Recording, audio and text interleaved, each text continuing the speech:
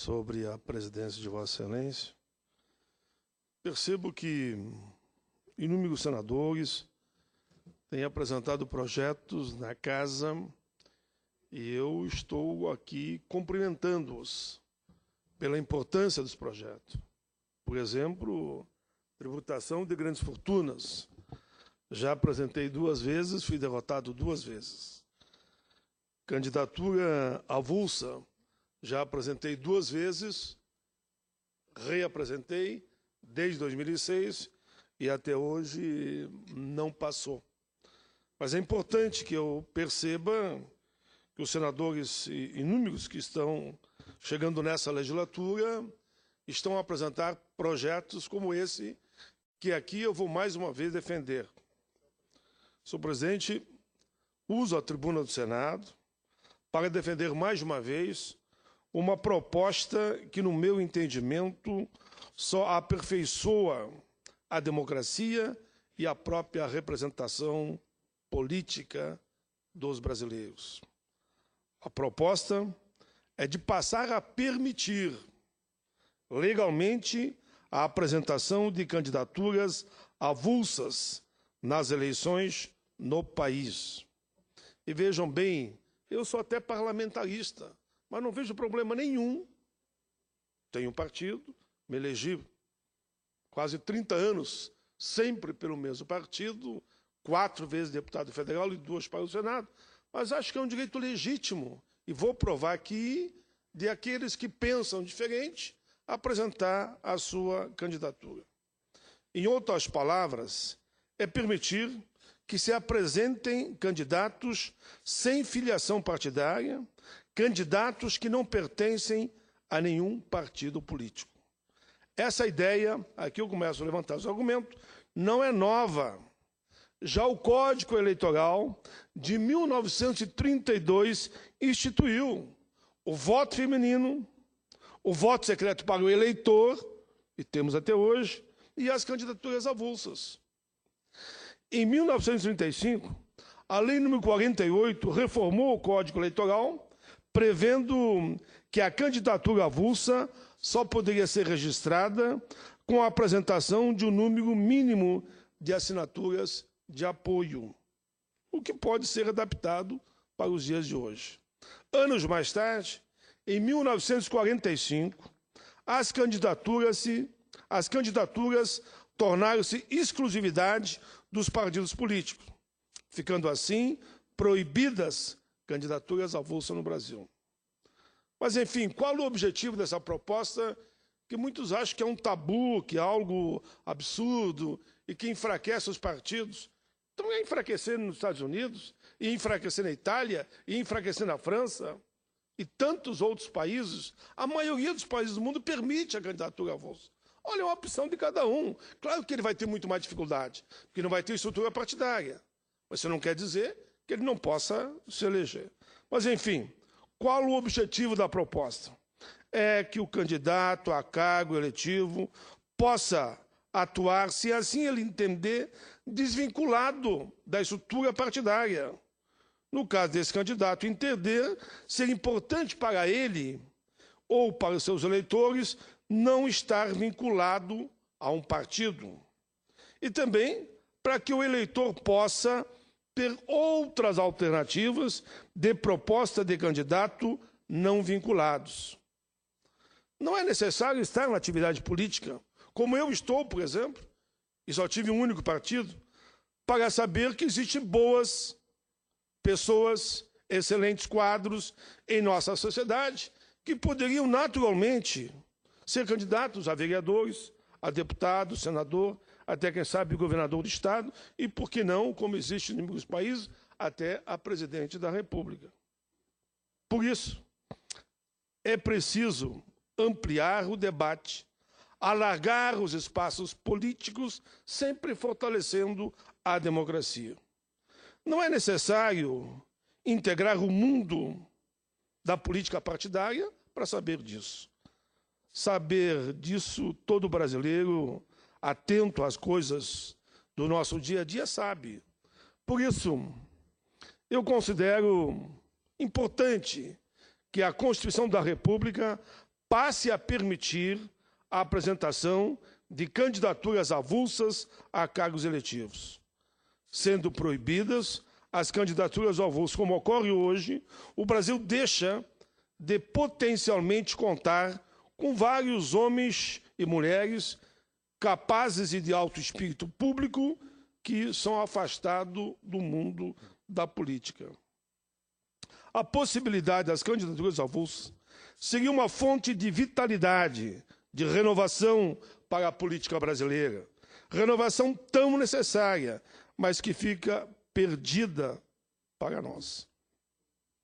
Ao demonstrar essa minha preocupação, eu falo que isso não é de hoje. Lá na Constituinte eu já defendia.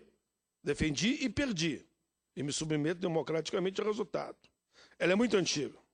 Mas quero dizer que apresentei na Câmara, mas como senador, eu apresentei a emenda constitucional, de minha autoria, em 2006, que aqui ficou enrolando para cá, enrolando para lá, e acabou sendo arquivada.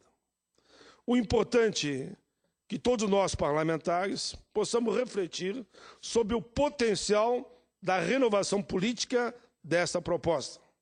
É possível que nem todos gostem, e é normal, por isso nós estamos numa democracia. E talvez até alguns não gostem da tal renovação. Mas eu acredito que precisamos, sim, renovar a política e os costumes políticos brasileiros.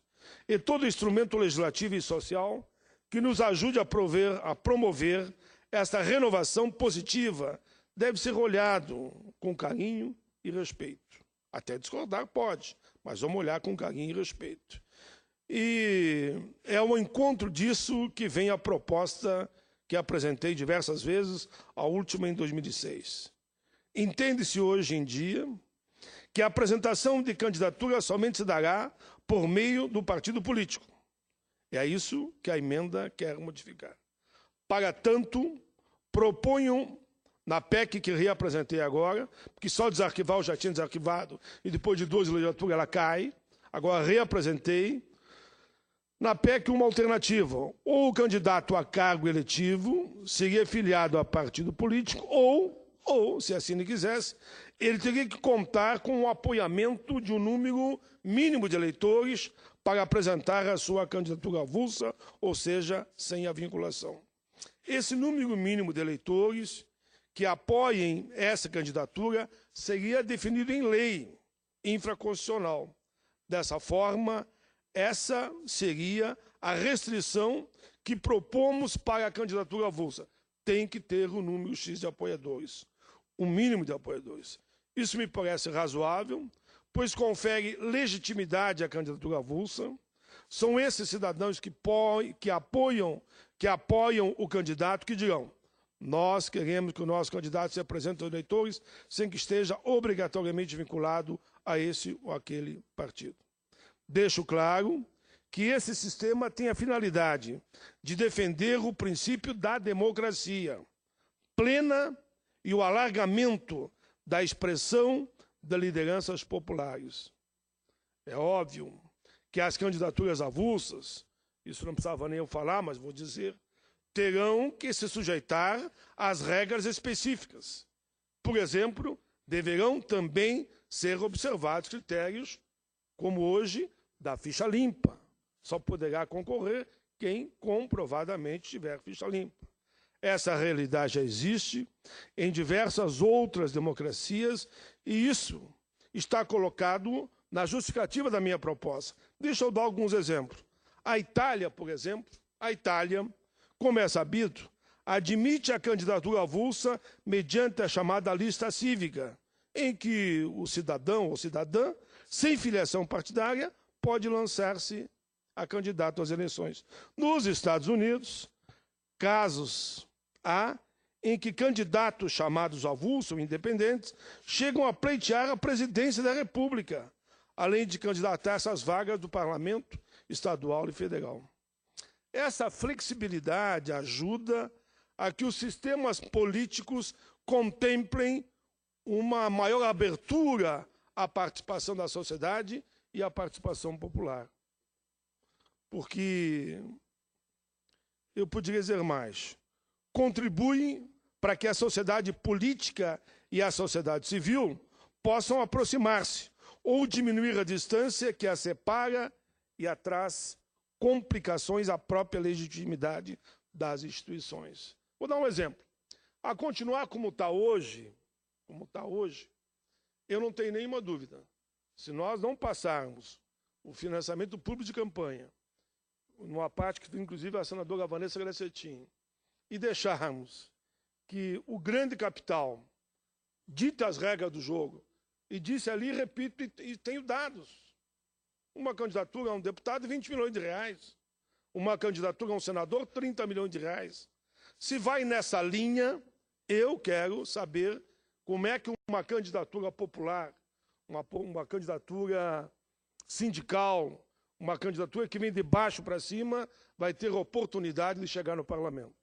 Só vão chegar no parlamento os filhos da alta burocracia brasileira, da alta elite brasileira, devido à disputa desproporcional das eleições. Eu dizia antes e repito agora, é só lembrar a última eleição.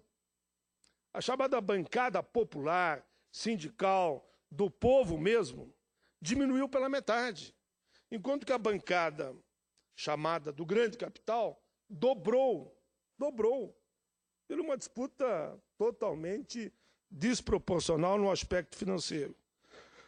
No Brasil, eu dou como exemplo, se o movimento feminista quisesse lançar um candidato, deixa lançar, qual é o problema? Por que tem medo? Se os trabalhadores sem terra querem lançar um candidato, qual é o problema? Eu não vejo problema nenhum. Enfim, outros dados que constam de um levantamento realizado pela Rede de Informação Eleitorais, chamada integrada por Estados Unidos, Canadá e México, e pelo Programa das Nações Unidas para o Desenvolvimento, PNUD, revelam que o Brasil alinha-se ao lado da África do Sul, Argentina e Suécia. Entre outros, no grupo D, vejam bem o dado, 9,68%. Não chega a 10% dos países do mundo que não adotam nenhum tipo de candidatura avulsa em seus pleitos. E nós achamos que nós temos correto, sempre, né? Soldadinho do passo certo. Não admite que é uma mudança. Ora, se somente 10% dos países do mundo estão nessa linha, e o Brasil se encontra aqui com a África do Sul, Suécia e Argentina, por exemplo, que não aceitam candidatura avulsa de jeito nenhum. Enfim, podíamos lembrar aqui outros países que adotam, só como lembrança, Alemanha, Japão, Itália, Reino Unido, Estados Unidos. Tem um outro dado interessante. 37,79% dos países, as candidaturas avulsas valem até mesmo para presidente da República. Ou seja, em torno de 40%, o candidato avulso tem o direito a se lançar, inclusive ao presidente da República. Se elegeu? Não sei. Mas é democrático que ele possa lançar. Como exemplo aqui dão Estados Unidos, França, Chile, o próprio Irã e a superpopulosa democracia da Índia. Você pode ter candidatura avulsa. Digamos que o movimento de junho aqui. Todo mundo no movimento de junho. Eu apoiei o movimento de junho, daquela moçada na rua, pleiteando e protestando e não aceitando bandeira partidária. Bom, se assim eles entenderam e quisessem lançar um candidato, qual é o problema? Eu faria um bom debate e tenho a minha opção partidária. Mas eles poderiam ter esse direito. Enfim, acredito que a questão da legalidade das candidaturas avulsas seria um dos itens dos mais modestos, mas não dos menos importantes da tão cantada em verso e prosa reforma política que nunca sai. Acredito que a reforma política seja capaz de produzir um importantíssimo efeito, iniciar uma nova cultura que pode, ao longo do tempo, modificar a estrutura da política brasileira. Leio, seguidas vezes, que a reforma política seria a primeira, seria a mãe de todas as reformas. Só que eu estou aqui há 30 anos. E a reforma política e eleitoral, de fato, não sai. Eu vou passar em seguida, só vou concluir já o pensamento na linha que eu estou aqui. Mas isso não pode se tornar agora a salvação da pátria, diante de eventuais insatisfações populares. O resultado disso, ao meu ver, pode ser frustração quando não chega ao objetivo. Algumas escolhas haverão, certamente, de produzir efeitos políticos importantes, alguns desejáveis e outros não. Essa é uma questão muito mais complexa e difícil de modificar. É questão que tem profundas raízes históricas. Ela vem de uma certa visão de que temos de Estado e daquilo que é público. Para divulgar isso, não existe outro caminho senão o da escola e promover outra mentalidade e forjar um sentido mais elevado de espírito público e transferir valores cívicos das nossas crianças. Tarefa, claro, para as gerações. As regras de votação, de organização partidária podem ajudar na construção da democracia e na forma de agir dos representantes e representados, mas não são as únicas soluções. Seja como for, todas as dúvidas que tenho sobre a eficácia de uma reforma política, devo dizer que a minha proposta a favor também de candidaturas avulsas é daquelas medidas simples e fáceis de tomar, que podem resultar em algum avanço na qualidade da representação e constituir-se, talvez, mais do que outras propostas grandiosas e barulhentas que não vão levar a nada. É um voto de confiança do parlamento no povo. É um voto a favor da autonomia de cada um, que pode contribuir para o bem comum sem a necessidade de vincular-se, se assim ele entender, à estrutura desse ou daquele partido. Os partidos políticos são pessoas jurídicas, de direito privado, e creio que, em nome da democracia, podem se abrir para novas perspectivas.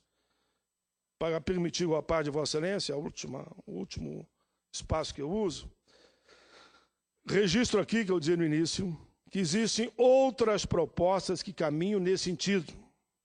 E eu vejo com muito bons olhos. Considero essa questão importante. Inclusive, assinei a proposta do senador Regufe, que trata da candidatura avulsa também, recentemente recolheu as assinaturas, e eu assinei também. Todas essas propostas poderão, sim, ser fundidas, analisadas, discutidas, para chegarmos num entendimento. Senador Capiberibe, com alegria, uma parte a Vossa Excelência, eu quis só distribuir o raciocínio dos argumentos sobre um tema que eu venho tratando há muitos anos, como foi o voto secreto, viu? Olha que eu briguei com o voto secreto desde a Constituinte, um dia eu aprovei. Eu tenho experiência de aprovar isso um dia aqui também, e acho que vamos ter um teste muito importante na terça-feira, quando vamos votar a tabela do imposto de renda, e aí o voto não é secreto. Deu camarada que votou aberto e aprovou a tabela, quero ver como é que ele vai votar agora. Mas esse é um outro debate.